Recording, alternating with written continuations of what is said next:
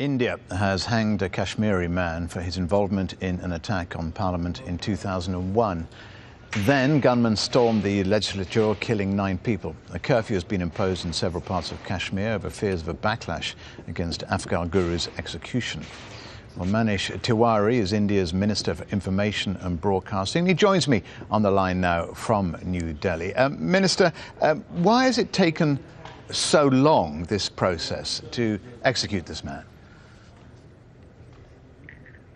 Well, as you're aware, that in 2001, on the 13th of December, a very dastardly terrorist outrage took place within the precincts of Indian Parliament, which claimed quite a few innocent lives, including lives of the watch and ward of the Parliament of India. And after that, there was an investigative process.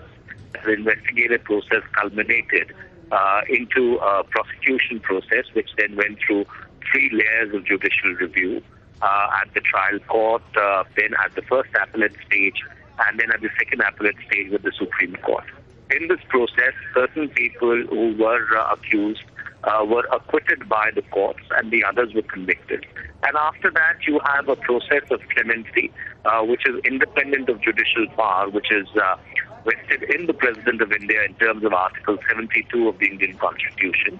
And there were mercy petitions filed, and those mercy petitions were scrutinized. And after due diligence, a view was taken which was consistent both with the ends of justice and with the imperatives of national security. Well, this execution comes very close on the heels of Kasab, for the Mumbai attacks terrorist execution. People are saying this might be politically motivated. Your reaction to that? Well, I think that's absolutely ludicrous, to say the least. The elections in India to the federal parliament are still 15 months away, and we do not take such decisions which involve issues of capital punishment with political considerations in mind. These are sensitive issues. These are issues of great judicial import, and there is due application of mind to the facts and circumstances of each case before any such decision is taken. After all, capital punishment is very serious business, and the Indian state takes it, extremely seriously. Well, civil rights groups are alleging that he wasn't given what they call a free and fair trial. They're saying that some evidence was coerced. Your reaction? We've heard these voices which have been emanating from time to time. But let's understand that this is the same judicial process which acquitted some of the accused.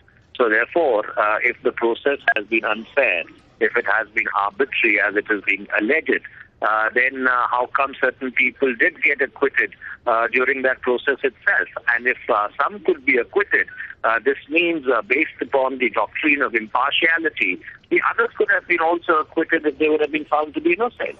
So therefore, there is really no substance in this charge. But as I said, matters which pertain to capital punishment are extremely distasteful in terms of the fact that you have to take tough and hard decisions in order to enforce the imperatives of national security. Right. But when you do that, you exercise due diligence, you exercise care, you exercise responsibility, and you ensure that the decision is completely justiciable in every sense of the word. And Manish Tiwari, India's Minister for Information and Broadcasting. Many thanks for joining us, Manish.